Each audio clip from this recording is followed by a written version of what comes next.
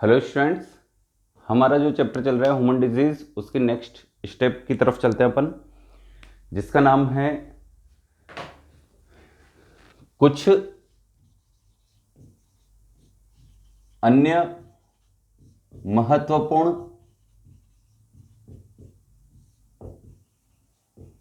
बीमारियां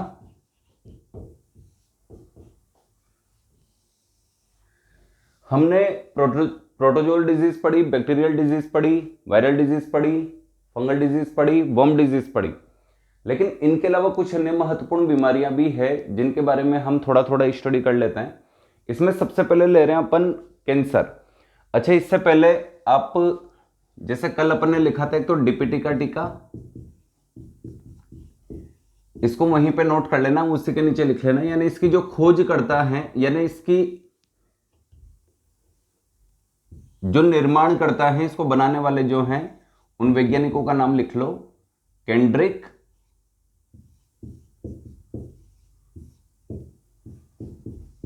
गॉर्डन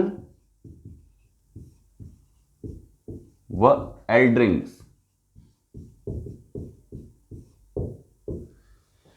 ये तीन वैज्ञानिक हैं जिन्होंने डीपीटी के टीके का आविष्कार किया था। इसको एक नोट कर लो आप उसी जगह पर जहां डीपीटी लिखा है। इसके अलावा अपन ने लिखा था रेबीज का टीका, जिसकी खोज यानी जिसका निर्माण लुई पास्चर ने किया था, आविष्कार लुई पास्चर ने किया था। जो रेबीज का टीका था वो नाभि पर लगता था, नाभि पर 14 इंजेक्शन यानी टीका। लेकिन वर्तमान में, पहले ये तो पहले की कंडीशन थी, लेकिन वर्तमान में हाथ पर 3 इंजेक्शन लगते हैं, जिन्हें मेरिएक्स, डिप्लॉइड सेल यानी कोशिका वैक्सीन कहा जाता है। केवल 3 टीके लगते हैं, आप 3 इंजेक्शन लगते हैं, जिनका नाम है मेरिएक्स डिप्लॉइड सेल वैक्सीन। ये इसी का मॉडिफाई रूप है, इसको आप नोट कर लें।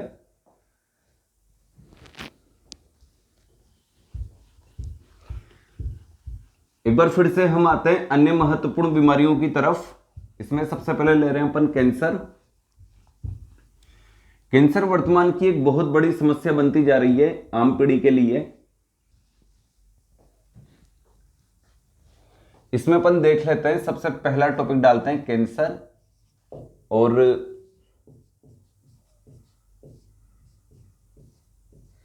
सबसे पहला पॉइंट लिखते हैं, यह एक असंक्रामक बीमारी है या रोग है।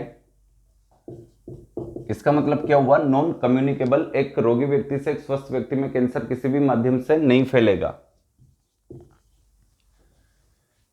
नेक्स्ट वन लिख रहे हैं अपन, इस रोग के उत्पन्न होने के लिए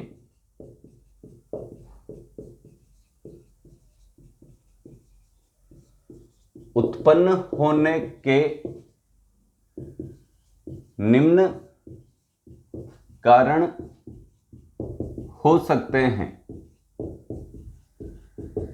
जिसमें सबसे पहले लिख रहे हैं अपन भौतिक कारण।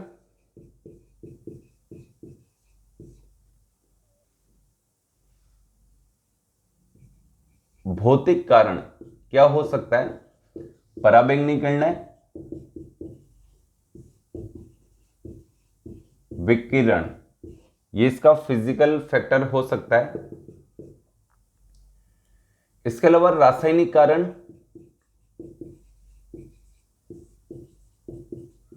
अगर केमिकल फैक्टर पूछे भाई किस केमिकल्स की वजह से ये बहुत ज्यादा देखा जा रहा है, तो वर्तमान में जो सबसे बड़ी समस्या चल रही है तंबाकू की। तंबाकू वो इसके धुएं में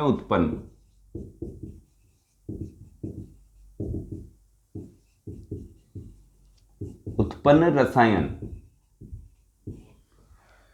इसलिए बीड़ी, सिगरेट, जितने भी ये तंबाकू से रिलेटेड मादक पदार्थ बनते हैं, इनका सेवन करना बंद करें।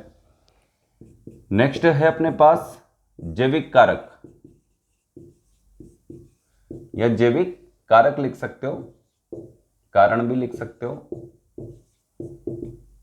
और यहां पर आंसर जाता है ऑन्कोवायरस। ये ऑन्कोवायरस के कारण होने वाले डिजीज भी है, लेकिन कम्युनिकेबल नहीं है। बस ये विशेष बात ध्यान रखनी है अपने को। इस रोग के उत्पन्न होने के निम्न कारक या कारण हो सकते हैं। इसके बाद चलते हैं अपन इसकी डेफिनेशन की तरफ के कैंसर होता क्या है। इस डिजीज में क्या होता है, कोई भी ह्यूमन बॉडी है, उसकी बॉडी सेल्स से मिलकर बनी हुई है। हमें अच्छे से पता है कि यूनिट ऑफ लिविंग्स क्या कहलाती है, सेल। तो एक सजीव शरीर में या एक मानव शरीर मान लेते हैं, उसकी बॉडी में जो सेल्स होती हैं वो इन कारणों के कारण तीव्र गति से और अनियंत्रित गति से विभाजन करने लग जाती है। अब एक कोशिका अगर बार बार विभाजन करेगी, कंटिन्यू विभाजन करती जाएगी तीव्र गति से, अनियंत्रित गति से, तो कई संख्या में नई नई कोशिकाओं का निर्माण होगा, और वो बनने वाली सभी कोशिकाएं आपस में समूहीकृत होकर किसका निर्माण कर देगी, गांठों का। तो अपन नेक्स्ट वन लिख लेते हैं कि इस रोग की डेफिनेशन क्या है। अच्छा, इस रोग का एक अन्य नाम भी है, जैसा कि अभी मैंने डेफिनेशन के द्वारा बताया, कोशिका रोग या कोशिका का रोग, सेल डिजीज। अब परिभाषा देखो, इस रोग में व्यक्ति के शरीर में उपस्थित कोशिकाएं अनियंत्रित गति से, यानी जिसका कोई कंट्रोल नहीं है, बिल्कुल तीव्र गति से, अनियंत्रित गति से क्या कर रही है, सेल डिवीजन कर रही है। अनियंत्रित गति से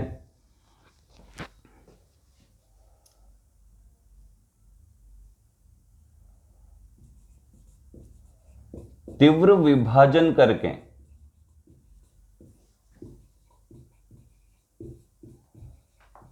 कई कोशिकाओं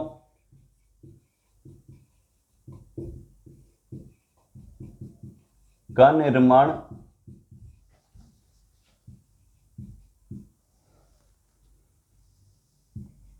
कर देती है।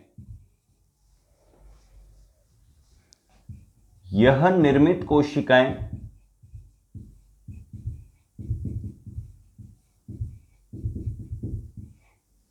आपस में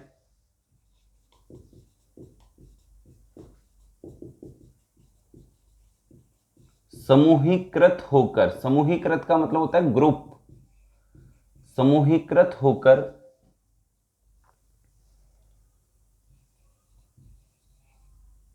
अर्बुद अथवा गांठें अथवा ट्यूमर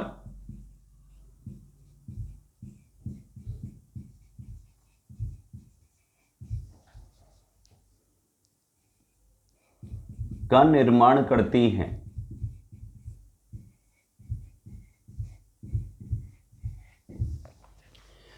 अब ये हुआ कि हमने देखा कि कोई भी ह्यूमन बॉडी है, उसकी बॉडी में कोई सेल्स है जो अनियंत्रित या तीव्र गति से विभाजन करके कई नई कोशिकाओं का निर्माण कर रही है, और वो जितनी भी कोशिकाएं बन रही है वो आपस में क्या कर रही है, समूहीकृत होकर एक गांठ जैसी संरचना का निर्माण कर रही है, जिसे अपन अर्बुद या ट्यूमर भी कह सकते हैं।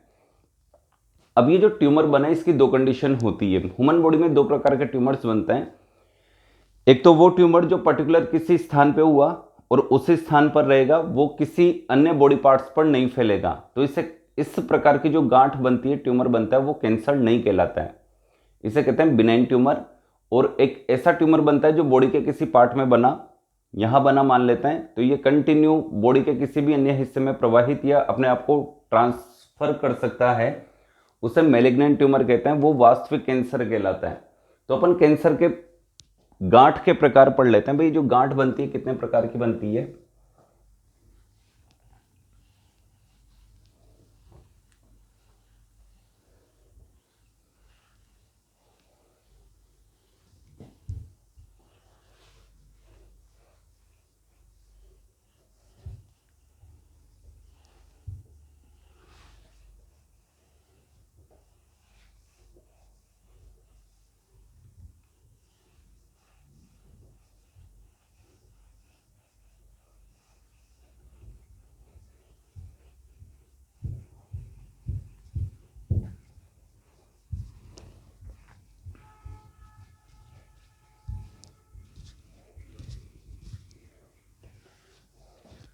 अगला टॉपिक लिखेंगे अपन गांठ अथवा अर्बुद अथवा ट्यूमर के प्रकार।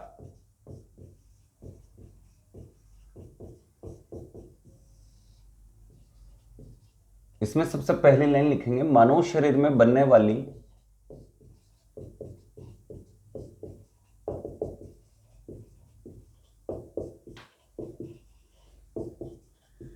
यह गांठें मुख्यतः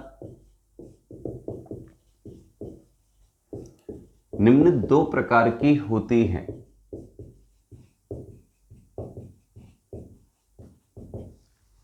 अब सबसे पहले कौन से लिखेंगे अपन, बिनाइन।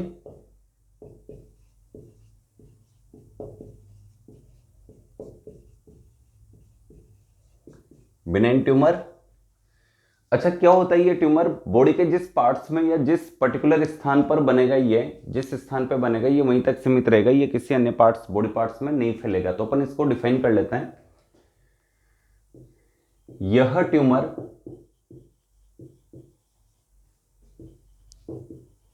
मानव शरीर में जिस स्थान पर बनता है यह उसी स्थान पर सीमित बना रहता है, अर्थात यह अपने निर्मित स्थान से, यानी जिस बॉडी पार्ट्स पे ये बना है, अर्थात ये अपने निर्मित स्थान से शरीर के अन्य भागों अथवा अंगों पर स्थानांतरित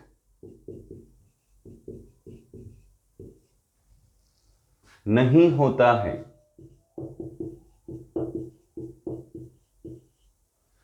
अब ये हानिकारक है या नहीं है, ये भी अपने को पता करना है। तो इस प्रकार का जो ट्यूमर बनता है ह्यूमन बॉडी में, जो पर्टिकुलर एक स्थान पर बना रहता है, अन्य स्थानों पर या अन्य भागों या अन्य ऑर्गन्स में ट्रांसफर नहीं होता, ये हार्मफुल नहीं होता, यानी हानिकारक नहीं होता, इसलिए इसको कैंसर नहीं कहते हैं। इस प्रकार की गांठें सामान्य गांठें कहलाती है, क्योंकि यह हानिकारक नहीं होती है।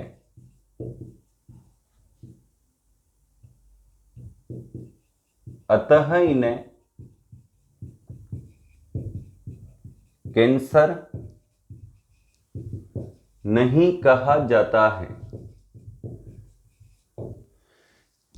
ये लो, अपने पास जो बिनाइन ट्यूमर थे, पर्टिकुलर किसी स्थान पे हुए, बॉडी के अन्य पार्ट्स या ऑर्गन्स में ट्रांसफर नहीं होंगे, इसलिए हमने एक और चीज देखी कि ये हानिकारक भी नहीं होते, इसी वजह से हमने इसे कैंसर नाम नहीं दिया। इसको नोट करने के बाद अपन चलते हैं बिनाइन ट्यूमर के बाद सेकंड वाला जो है मैलिग्नेंट ट्यूमर, सेकंड नंबर वाला, उससे भी अपन लिख लेते हैं।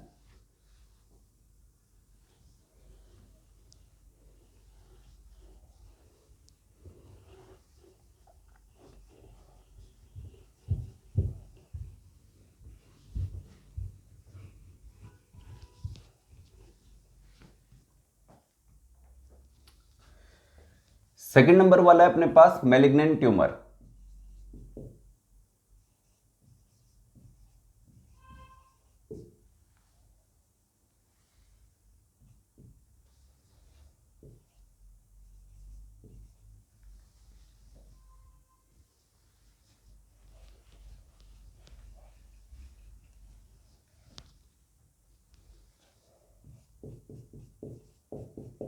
मैलिग्नेंट ट्यूमर, इसमें क्या होता है यह ट्यूमर मानव शरीर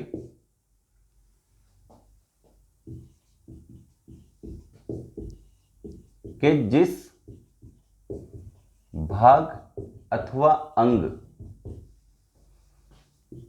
में बनते हैं यह उसी भाग अथवा अंग तक सीमित बने हुए नहीं रहते हैं। अब क्या होगा अगर ये उसी स्थान तक सीमित बने हुए नहीं रहते हैं तो क्या होगा, ये बॉडी के अन्य स्थानों पर फैलेंगे, अर्थात यह अपने निर्मित स्थान से, यानी जिस स्थान पे ये बना था बॉडी में, निर्मित स्थान से शरीर के अन्य भागों अथवा अंगों में स्थानांतरित हो जाता है।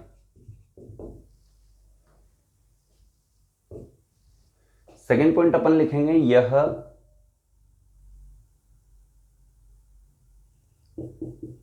हानिकारक गांठें होती हैं, अतः इन्हें कैंसर कहा जाता है। ये अपने पास सेकंड डेफिनेशन कंप्लीट हुई मैलिग्नेंट ट्यूमर की। अब अपने पास ये देखना है कि कैंसर के जो प्रकार होते हैं, ये तो टाइप्स ऑफ ट्यूमर लिखा अपन ने, अब कैंसर के प्रकार अपन पढ़ लेते हैं कि कैंसर किस किस प्रकार का मिल सकता है अपने को। काफी नाम सुने अपन ने, ल्यूकेमिया सुना है, लिम्फोमा सुना है, कार्सिनोमा सुना है, सार्कोमा सुना है, एडिनोसार्कोमा सुना है। तो ये सारे जो कैंसर अपन सुनते हैं उनको अपन नोट कर लेते हैं। अक्सर जो पूछा जाने वाला प्रश्न है वो पूछा जाता है कि ब्लड कैंसर को क्या कहते हैं, ल्यूकेमिया। लेकिन अब कंपटीशन फील्ड थोड़ा अपडेट हुआ है तो थोड़ा सा अपन भी अपने आप को अपडेट कर लेते हैं। कैंसर के प्रकार इसमें लिखते हैं, कुछ प्रमुख प्रकार का कैंसर निम्न है। कुछ प्रमुख प्रकार के कैंसर निम्न हैं। इसमें अपन सबसे पहले जो ले रहे हैं वो ले रहे हैं कार्सिनोमा।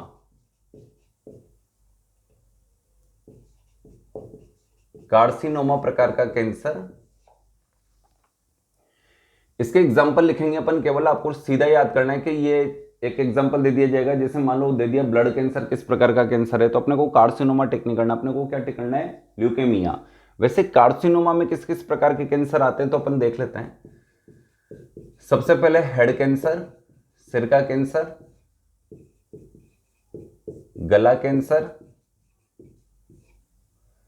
इसके अलावा त्वचा का कैंसर, स्किन कैंसर जिसे कहते हैं, मिलेनोमा जो हमारी त्वचा को रंग प्रदान करता है, वर्णक पिगमेंट मिलेनोमा, अगर ये भी अनियंत्रित रूप से बनने लग जाए तो इसे मिलेनोमा कैंसर कहते हैं। इसके बाद अपन चलते हैं स्तन कैंसर जिसे ब्रेस्ट कैंसर कहा जाता है। इसके बाद अपन चलते हैं अग्नाशय कैंसर,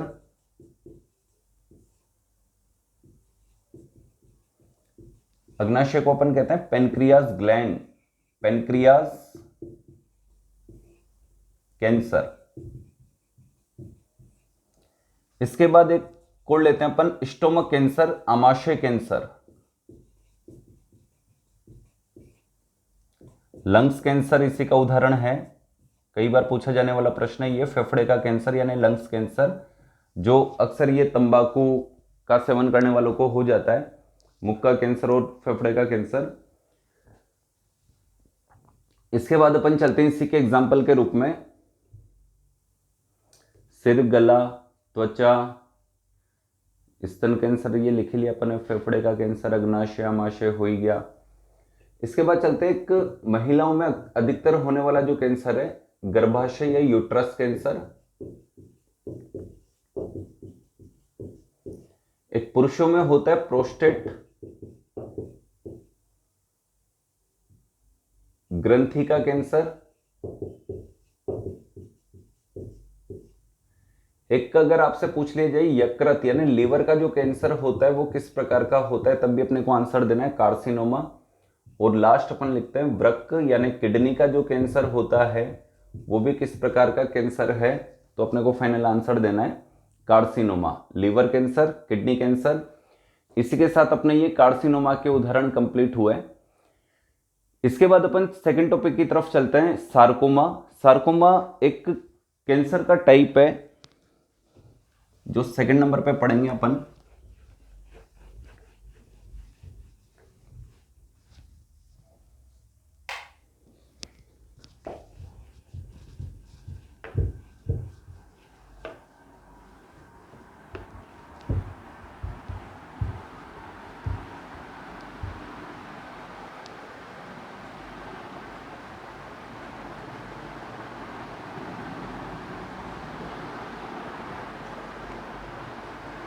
सेकंड नंबर पे ले रहे हैं अपन यहां पर सार्कोमा।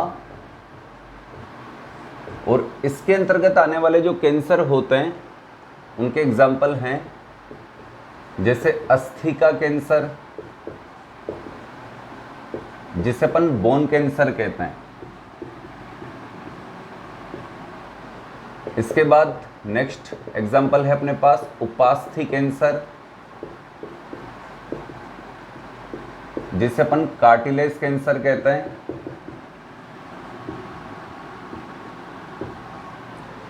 इसके बाद है अपने पास मांसपेशियों का कैंसर,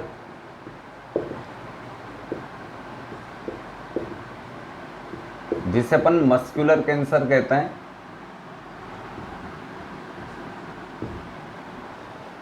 चौथे नंबर पर है अपने पास केंद्रीय तंत्रिका तंत्र का कैंसर,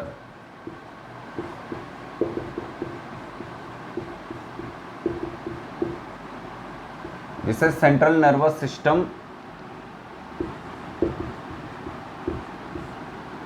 इसे ग्लियोसार्कोमा भी कहते हैं, gliosarcoma, central nervous system cancer oblique ग्लियोसार्कोमा।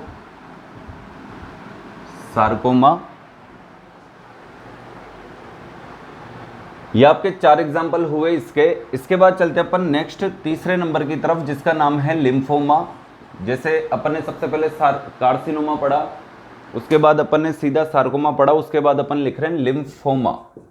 अब लिम्फोमा किस प्रकार का कैंसर है, हमारे रक्त में WBC की लिम्फोसाइट कोशिकाओं के द्वारा उत्पन्न कैंसर। अब लिम्फोसाइट सेल से ही क्या उठा लिया इन्होंने, लिम्फोमा। तो रक्त में WBC का एक टाइप होता है लिम्फोसाइट्स, जैसा कि अपन 5 टाइप्स पढ़ते हैं उसके, basophil, eosinophil, neutrophil, monocytes and lymphocytes. तो 5 प्रकार की जो WBC होती है उसमें जो 5वां प्रकार मैंने बोला अभी, लिम्फोसाइट्स, उसके द्वारा उत्पन्न होने वाले कैंसर को किस नाम से जाना जाता है, लिम्फोमा। और एक आखिरी प्रकार 4th, जिसका नाम है ल्यूकेमिया।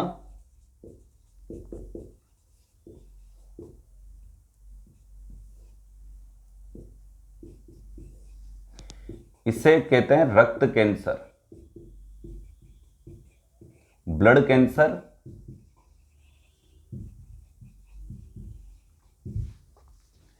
इसी के साथ अपना जो अन्य महत्वपूर्ण बीमारियां थी उसमें एक टॉपिक कंप्लीट हुआ, कैंसर।